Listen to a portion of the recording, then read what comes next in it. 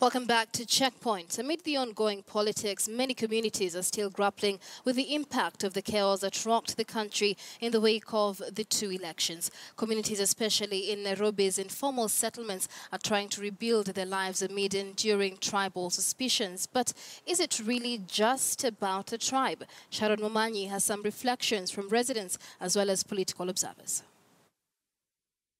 This was a picture at Kawangware 56 hours after the repeat presidential poll on October 26th.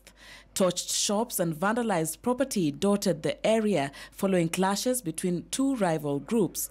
More than the political tensions in the country, the violence exposed simmering ethnic hatred in parts of the country. Matatu tulikuwa walivunja vioo zote, libidi driver aendeshe mbio mpaka kule juu ndio tukawa safe.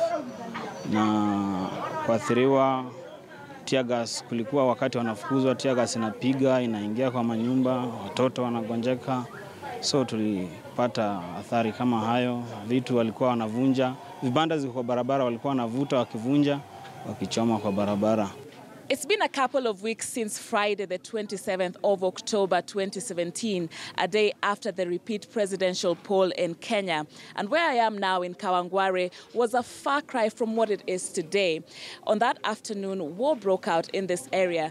And while the real cause of that violence is still disputed, from those that give us the accounts of that afternoon, the ugly face of ethnic hatred stands out. Among the market stalls at Kawangware 56 is one belonging to BENARD EBOYI, a tailor. That the stall still stands is a miracle, as his is one of those that was set ablaze. He has not been able to finance its renovation yet. He says the clashes started hours after the repeat presidential poll. Ndio alianza kurusha mawe nini juu ya mabati wakisema no Raila no peace, na wengine pia huku na wanawajibu na nini na mawe pia. Haya, kukatulia kidogo, akufika kama saa 11 hivi.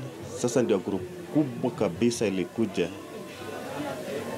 watu wengi wakiwa wengine wamebeba panga, wengine mawe kubwa sana. Kuja wakatuvamia sasa, wakaanza kutuuliza mbona mkapiga kura na mbona mnafanya biashara na watu wengine tunaandamana huku nje. Sasa nilikuwa najiandaa kufunga na ndio kigafla na wakaja. Sasa hakuna kitu ningefanya, walinidhuru kwa sababu wengine walijaribu kunikata hata kidole, unaona. Wakisema mbona mlipiga kura na kitu kama hiyo. Political support in Kawangware is split between ruling Jubilee Party and the opposition NASA. The main ethnic groups in the area, the Luya, the Kisi and the Luo, largely support NASA. A large number of small businesses and rental houses in the area are owned by members of the Kikuyu community. Lucy WAIRIMU, who runs a second-hand clothes shop, has not sold a single item today. She has to make money to repay a loan she took to renovate her shop after it was burnt down. Sasa hata imekuwa gumu zaidi. Unaweza sida hapa mchana mzima kama hiyo loan nimekopa na sisi hata na kulipa.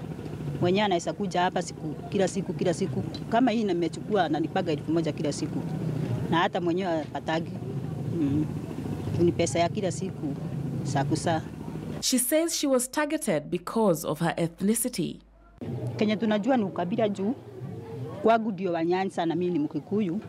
Juu walisema wenye walikuwa waliniambia tuanze hapa kwa Mkikuyu. Ilikuwa na picha ya Uhuru hapa, ilikuwa imebadikwa kwa mlango. Ndio kwa sababu walikuja wakaanza hapa kwangu.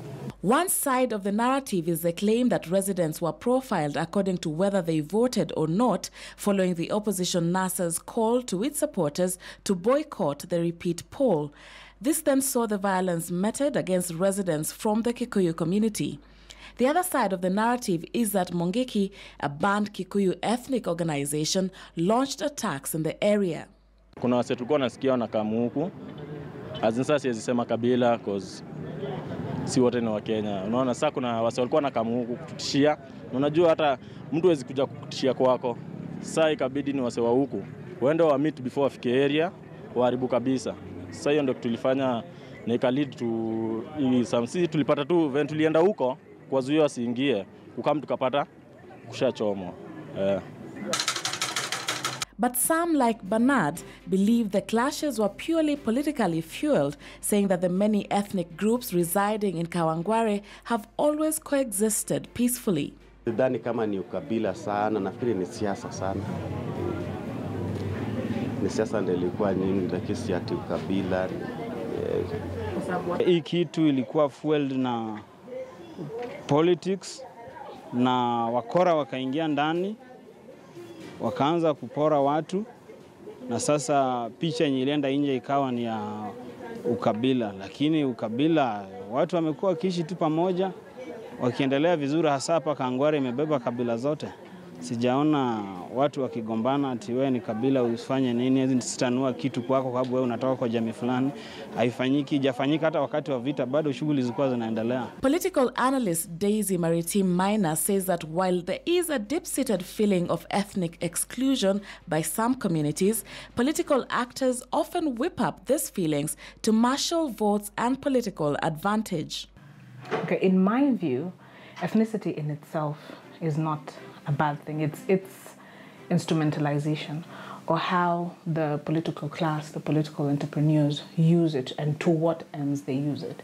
Because if you think about it, ethnicity or the diversity in our ethnicity is one of the most celebrated things in our country. Then it's only in the political sphere. It's only when we come to the political sphere that it is then instrumentalized towards a negative end. It's this cyclical electoral thing, and that we then realize, that we then harness this diversity into antagonism, into tension, into conflict, into violence, into disaster. Residents of Kawangware apportion a big cause of the clashes and mayhem to unemployment and poverty. Vijana hawana kazi, wako na njaa. Ndio maana unaona wakifanya vitu kama hivi. Si kawaida yao. Pande ya kazi unaona hao wote. Hakuna mtu hao wote ni idlers, hawana kazi na wanataka walipe nyumba, wengine wako na familia.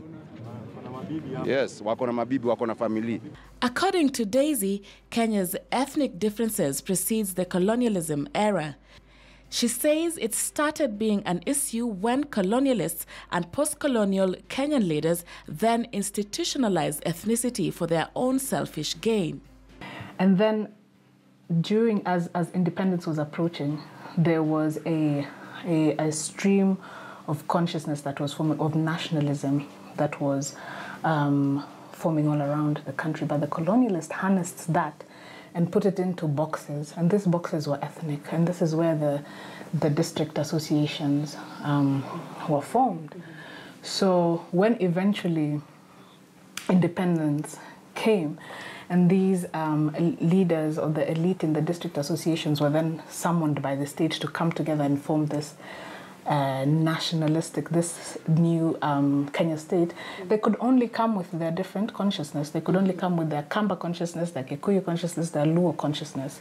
So what came out in the end is this convoluted ideology that was really in its DNA ethnic. Kenya has gone through a deeply divisive political period, with many left to look at challenges and successes alike through ethnic lenses. The big question: what would seal the deep ethnic divisions that be? Sharon Momanyi, KTN News.